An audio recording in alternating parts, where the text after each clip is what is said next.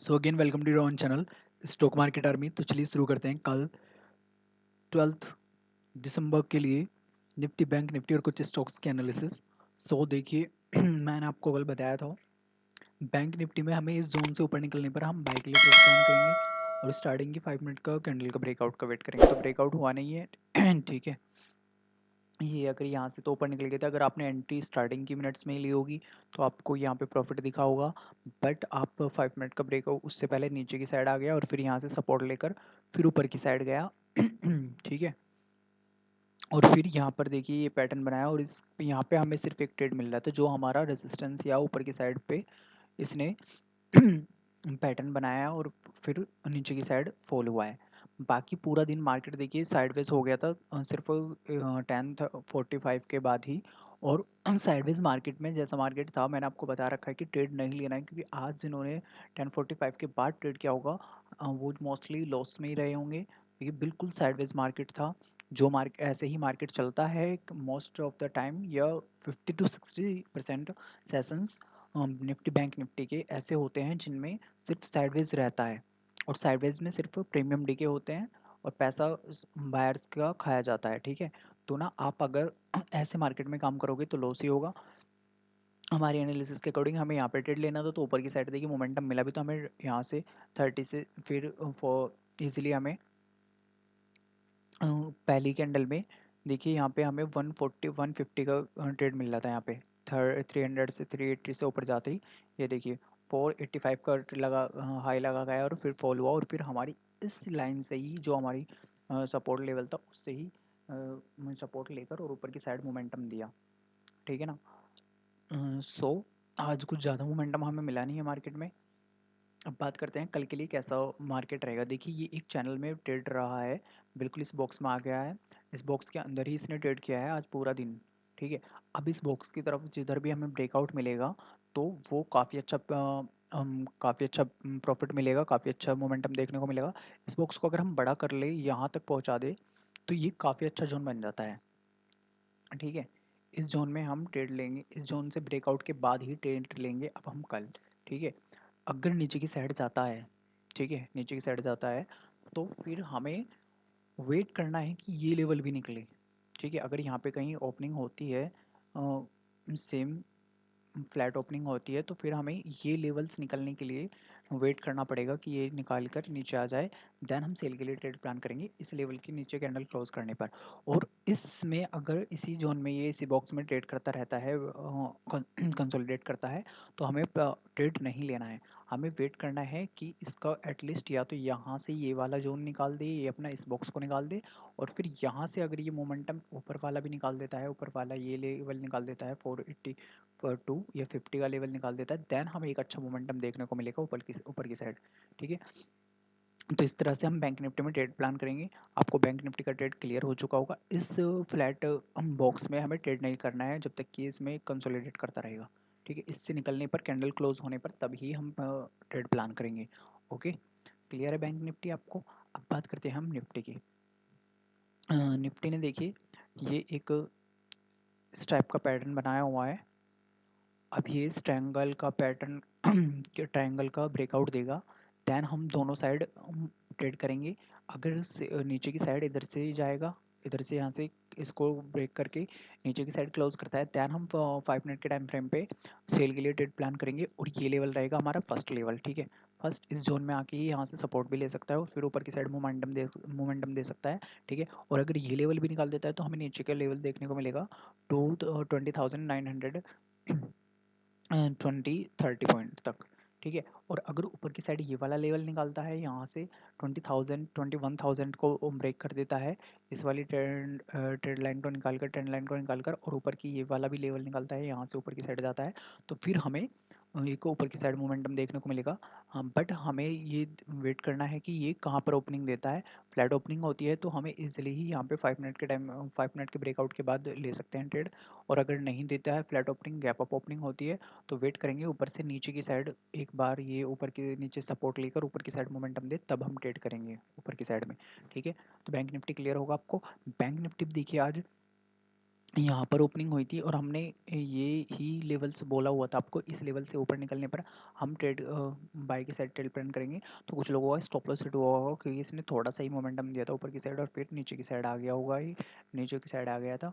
ठीक है, सो अब बात करते हैं जो हमने कल स्टॉक्स दिए थे आपको, उन्होंने कैसा परफॉर्म किया है। तो सबसे पहला स्टॉक था देखिए कैनरा बैंक हमारा, ठीक है, और कैनरा बैंक ने काफ़ी अच्छा प्रॉफिट दिया है। देखिए पहली कैंडल ही एक अच्छी बुलिश कैंडल बनी थी और फिर इसके ब्रेकआउट के बाद आप 420 या तो आप मैंने आपको बोला था या तो 916 पे एंट्री लीजिए या 921 पे एंट्री लीजिए। ठीक है, तो अब देखते हैं एंट्री हमारी कहाँ बनी थी।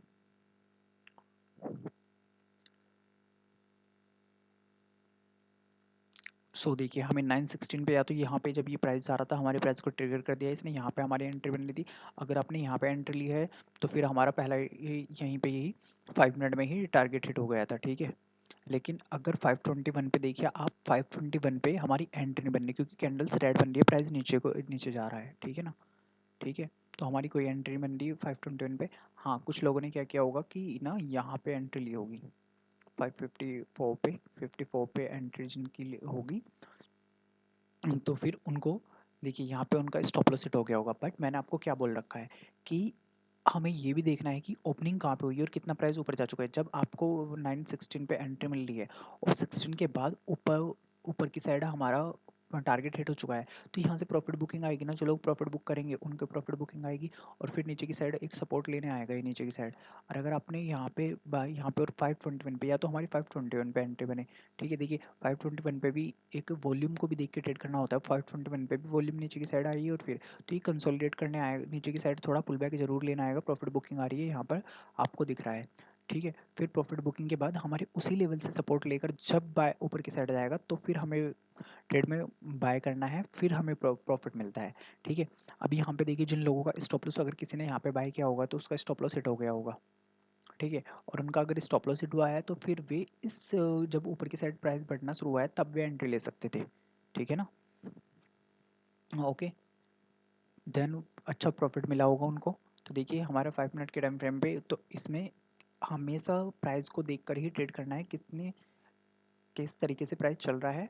ठीक है, अगर हम कहीं पर भी एंट्री बनाएंगे तो हमें कितना ही प्राइस कितना ही बुलिश स्टॉक हो उसमें भी प्रॉफिट नहीं मिलेगा, क्योंकि अगर प्रॉफिट ऊपर की साइड जा चुका है, मेरा इसमें सिर्फ आपको देखिए दिखाने का यही पर्पज़ था कि हमें एंट्री कहाँ लेनी है। ये बहुत इंपॉर्टेंट होता है कि हमारी एंट्री कहाँ बन रही है।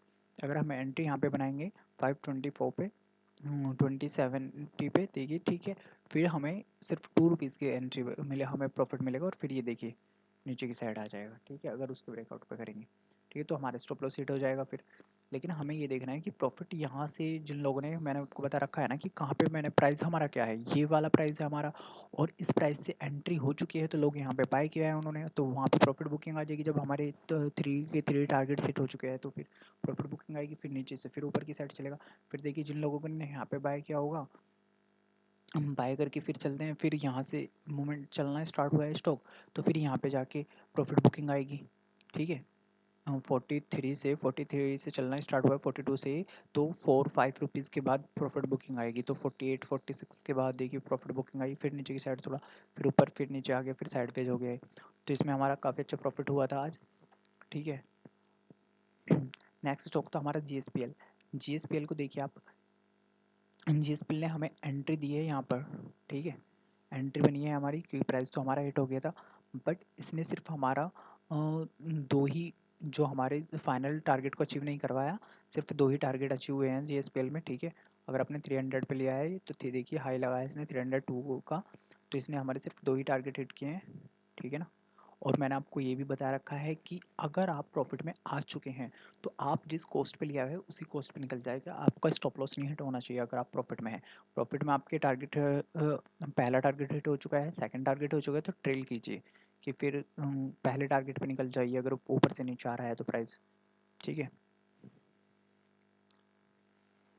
नेक्स्ट है हमारा इंडियन सीमेंट। इंडियन सीमेंट देखिए इसको भी हमें बाय करना था, लेकिन इसमें जो हमारी पहली कैंडल बनी वो रेड कैंडल बनी थी, तो इसमें हमारी एंट्री ट्रिगर नहीं, ये कंसोलिडेट करता रहा इस टाइम पे। ठीक है, नेक्स्ट स्टॉक था हमारा AB कैपिटल।